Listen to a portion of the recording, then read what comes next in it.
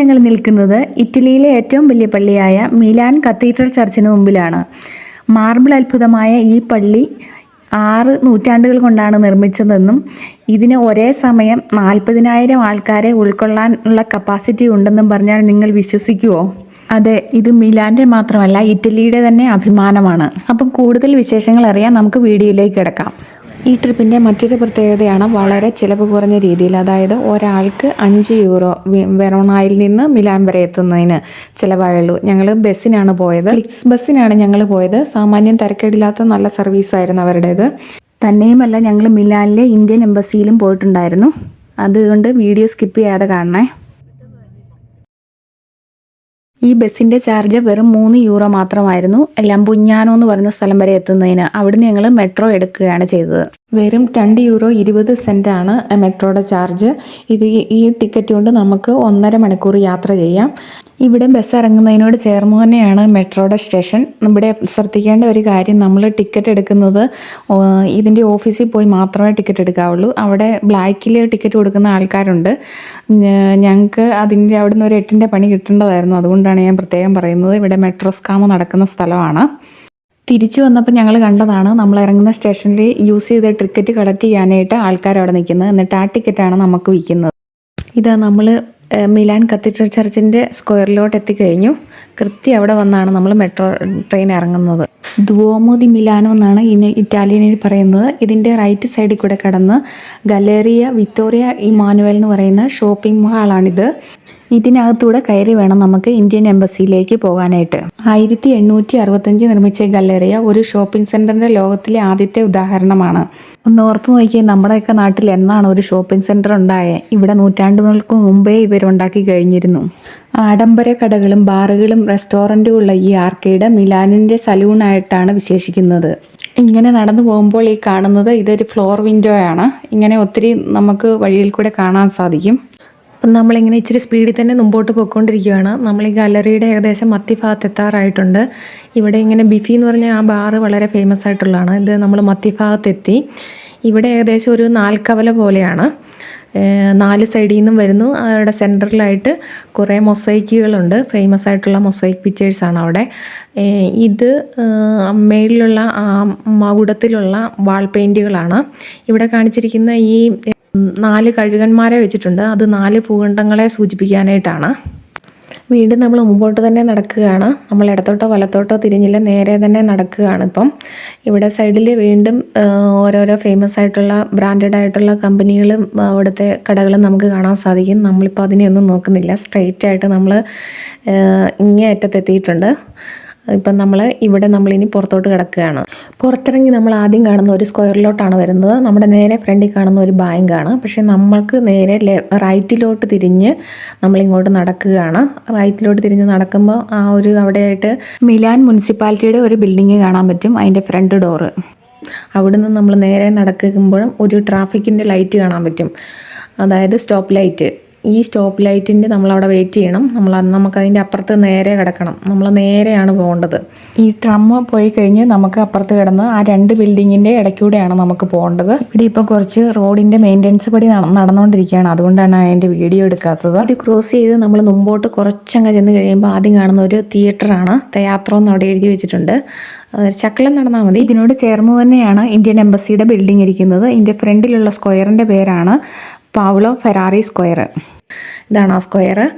ഇതിൻ്റെ ഇവിടെയാണ് നമ്മുടെ ശരിക്കും ഇന്ത്യൻ എംബസി. പണ്ട് ഇവിടെ ഒരു പതാകയൊക്കെ ഉണ്ടായിരുന്നു, ഇന്ത്യയുടെ ഫ്ലാഗൊക്കെ ഉണ്ടായിരുന്നു. ഇപ്പോൾ ഒന്നുമില്ല. ഇതാണ് അതിൻ്റെ മെയിൻ ഡോറ്. ഈ ഡോറിൽ കൂടെ കയറി നമുക്ക് ടോക്കൺ എടുക്കുക, എന്നിട്ട് വെയിറ്റ് ചെയ്താൽ മതി, നമ്മളെ വിളിച്ചോളും. പിന്നെ ഏതെങ്കിലും നമുക്ക് ഫോട്ടോ കോപ്പി എടുക്കാതെ നമ്മൾ മറന്നു പോയിട്ടുണ്ടെങ്കിൽ ഇവിടെ അതിനുള്ള സൗകര്യമുണ്ട്. പിന്നെ ടോയ്ലറ്റും ഉണ്ട് കേട്ടോ. ഇന്ത്യൻ എംബസിയിലെ പേപ്പർ വർക്കുകളൊക്കെ കഴിഞ്ഞ് ഞാൻ പറഞ്ഞ ഗാലറിയുടെ പുറത്തുള്ള സ്ക്വയറിലോട്ടാണ് ഞാനിപ്പോൾ വന്നേക്കുന്നത്. ഇവിടെ പ്രധാനമായിട്ട് നമുക്ക് ലിയോണാർഡോ ഡാവിഞ്ചിയുടെ ഒരു സ്റ്റാച്ചു ഉണ്ട്. അവിടെ നിന്ന് ഒത്തിരി ഫോട്ടോയൊക്കെ എടുക്കുന്നുണ്ട് ആൾക്കാർ. ഇവിടെ നമുക്ക് ഇരുന്ന് വിശ്രമിക്കാനും ഫോട്ടോ എടുക്കാനും ഒക്കെ നല്ല സൗകര്യമുണ്ട് കേട്ടോ.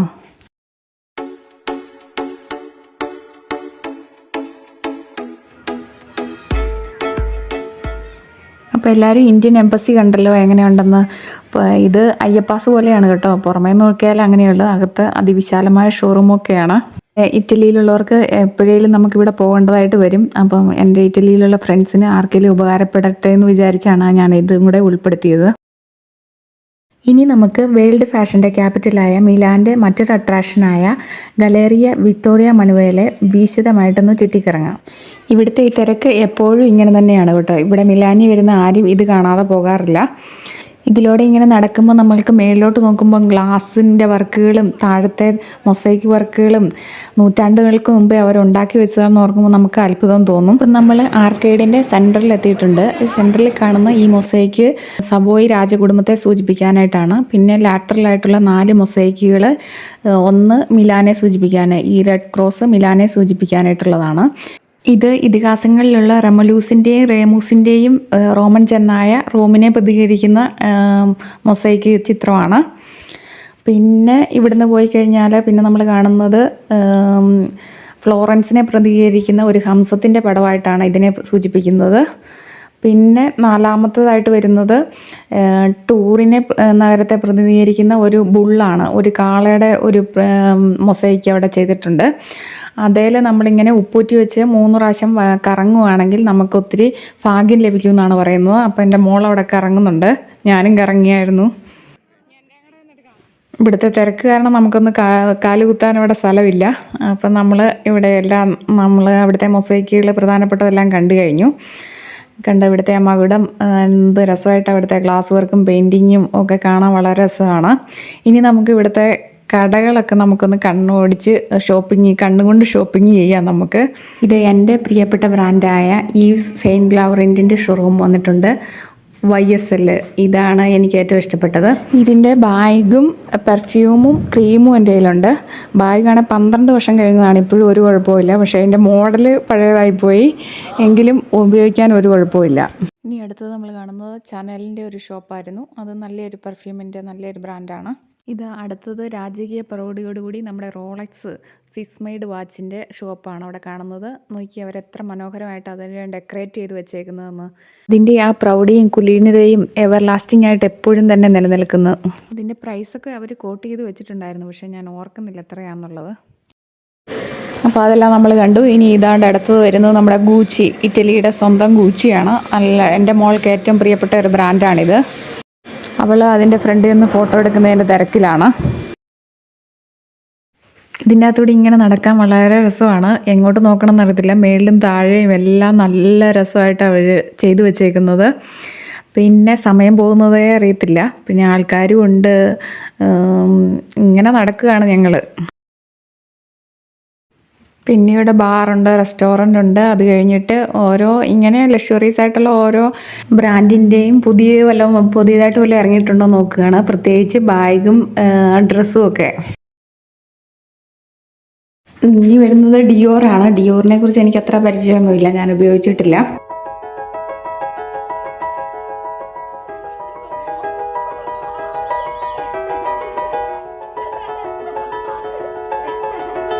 ഇനി ഇതാ വരുന്നു ഇറ്റലിയുടെ സ്വന്തം ജോർജോ അർമാനി. ഇതിൻ്റെ ഡ്രസ് മെറ്റീരിയൽസും ബാഗ് പെർഫ്യൂം എല്ലാം എനിക്ക് വളരെ ഇഷ്ടമാണ് കേട്ടോ. വളരെ നല്ലതാണ്. ഞാൻ കണ്ടിട്ടേ ഉള്ളൂ, മേടിച്ചിട്ടില്ല. ഒരു ജീൻസ് ഞാൻ വാങ്ങിച്ചിട്ടുണ്ട്, അത്രയേ ഉള്ളൂ. ഇനി നമുക്ക് ക്രിസ്റ്റൽ ജ്വല്ലറിയുടെ അവസാന വാക്കായ സ്വരോസ്കിയുടെ കളക്ഷൻസാണ് കാണുന്നത്. ഇതിൻ്റെ ഷോറൂം അയ്യോ എന്ത് രസമാണെന്നറിയാം കാണാനായിട്ട്. ഇതിൻ്റെ ജ്വല്ലറി, അതായത് എല്ലാ തരത്തിലുള്ള ജ്വല്ലറി ഉണ്ട്. പിന്നെ ഓപ്റ്റിക്കൽസിനും ഇത് നല്ലതാണ്. പിന്നെ കൂടുതലായിട്ട് ഇത് സ്മോൾ ഓബ്ജക്റ്റ് മിനിയേച്ചേഴ്സ് ഒക്കെ ഉണ്ടാക്കാൻ ഇതും കൊണ്ട് ഉണ്ടാക്കുന്നുണ്ട്. അതൊക്കെ എൻ്റെ ഒരു ഫ്രണ്ടിന് ഇതിൻ്റെ എല്ലാ കളക്ഷൻസും ഉണ്ട്. അതായത് ആനിമൽസ്, ബട്ടർഫ്ലൈസ്, ഫ്ലവേഴ്സ്, സ്വാനാണ് ഇതിൻ്റെ ലോഗോ തന്നെ. അതൊക്കെ കണ്ടതിന് ശേഷമാണ് എനിക്ക് ഇതിനോടുള്ള ഒരു പ്രേമം തുടങ്ങിയത്. ഇത് ഗിഫ്റ്റ് കൊടുക്കാൻ വളരെ നല്ലൊരു ഐറ്റമാണ്. കാരണം ഇത് നാച്ചുറലായിട്ടുള്ള ക്രിസ്റ്റൽ കട്ടിങ്സുകളാണ്, ഗ്ലാസിൻ്റെ കട്ടിങ്സ്. ഇത് ഓസ്ട്രിയയുടെ ഒരു ബ്രാൻഡാണ്. ഇത് കേരളത്തിൽ ഇതിൻ്റെ ബ്രാഞ്ചുകളുണ്ട് കേട്ടോ. ഇതിൻ്റെ ബ്രൈറ്റ്നെസ് കാരണം വീഡിയോ അത്ര ക്ലിയർ അല്ല. ഇനി നമ്മൾ ഇറ്റലിയുടെ മറ്റൊരു പ്രോഡക്റ്റായ പ്രാദയുടെ കളക്ഷനിലോട്ടാണ് വരുന്നത്. അവിടെ ബാഗുണ്ട്, അതുപോലെ തന്നെ ഡ്രസ് ഐറ്റംസ് എല്ലാം ഉണ്ട്. ഈ ബൊർസലീനോ, ലൂയിസ് പഞ്ഞോളി, ലൂയിസ് വിക്ടൻ തുടങ്ങിയ അനേകം ബൊട്ടിക്കുകൾ വേറെയുണ്ട്. പിന്നെ സവീനി, കമ്പാരി, ബിഫി തുടങ്ങിയ അനേകം റെസ്റ്റോറൻറ്റുകളും ഉണ്ട്. കമ്പാരിയാണ് നമ്മൾ എൻട്രൻസിൽ കാണുന്നത്. ഇതാണ് ആർക്കേഡിൻ്റെ എൻട്രൻസിൽ നിന്നുള്ള പുറത്തേക്കുള്ള കാഴ്ച. അവിടെ നമുക്ക് മർത്തീനിയുടെ ഒരു ബിൽഡിങ് കാണാൻ പറ്റും. നമ്മളിപ്പം കത്തീഡ്രലിൻ്റെ സ്ക്വയറിലോട്ട് വന്നു കഴിഞ്ഞു. ഇവിടെ വലിയധികം തിരക്കില്ലെന്ന് പറയാം. എല്ലാവരും പക്ഷേ ഉള്ളവർ നല്ല തിരക്കിലാണ് ഫോട്ടോ എടുക്കുന്നതിൻ്റെ. അവിടെ ഒത്തിരി പ്രാവുകളുണ്ട്. ആ പ്രാവുകളെ കൈ പിടിച്ച് ഫോട്ടോ എടുക്കാനും ഓരോരോ പോസുകൾ ഇങ്ങനെ ചെയ്തു കൊടുത്തുകൊണ്ടിരിക്കുകയാണ് എല്ലാവരും. കത്തീഡ്രൽ ചർച്ചിന് അഭിമുഖമായി സ്ക്വയറിൽ തന്നെ മാർബിളിൽ തീർത്ത വിക്ടോറിയ എമ്മാനുവൽ സെക്കൻഡിൻ്റെ ഒരു സ്റ്റാച്ചു ഉണ്ട്. അതിൻ്റെ ഫ്രണ്ടിൽ നിന്നും ഫോട്ടോ എടുക്കാൻ വളരെ തിരക്കുണ്ട്. ഇതാണ് ചർച്ചിൻ്റെ അവിടെ നിന്നുള്ള ഫ്രണ്ട് വ്യൂ.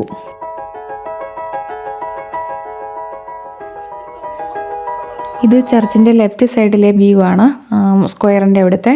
ഇവിടെയാണ് മെട്രോ നമ്മൾ ഇറങ്ങുന്നത്.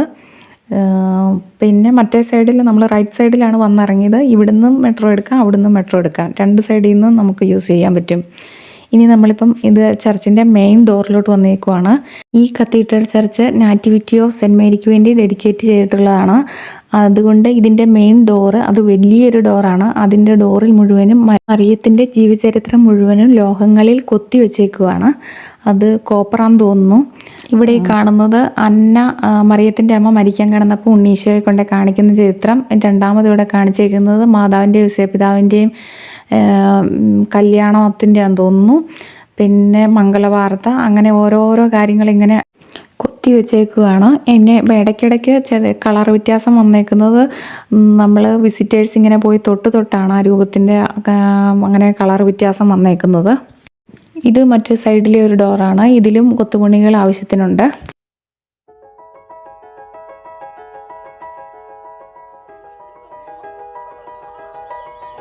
ഇനി ഇത് നമ്മുടെ ചർച്ചിൻ്റെ റൈറ്റ് സൈഡ് വ്യൂ ആണ്. ഇപ്പം നമ്മൾ കണ്ട ലക്ഷറീസ് ആയിട്ടുള്ള ആർക്കേഡിൻ്റെ എൻട്രൻസ് ആണ് അത് നമ്മൾ കയറിയത്.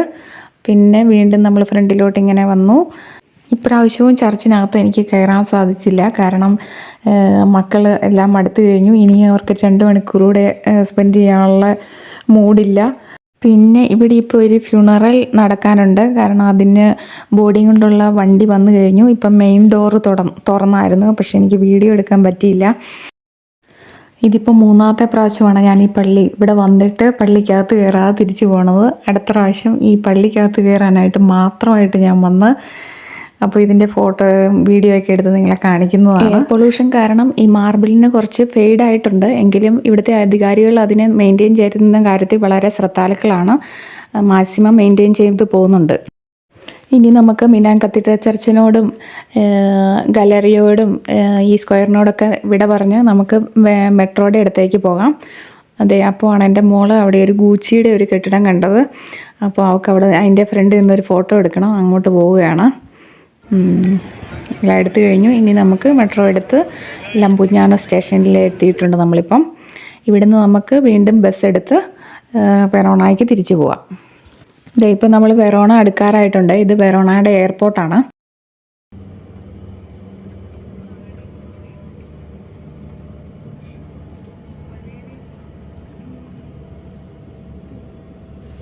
ഇപ്പം ഞങ്ങൾ വെറോണ പോർത്തനുവ റെയിൽവേ സ്റ്റേഷനിൽ എത്തിയിട്ടുണ്ട്. ഇവിടെ ഞങ്ങളുടെ ഫ്രണ്ട് ഞങ്ങളെ പിക്ക് ചെയ്യാനായിട്ട് വരും. ഇതാണ് ഞങ്ങളുടെ വെറോണ. കണ്ടില്ല എത്ര മനോഹരമായിട്ടായിരിക്കുന്നതെന്ന് നോക്കിയേ.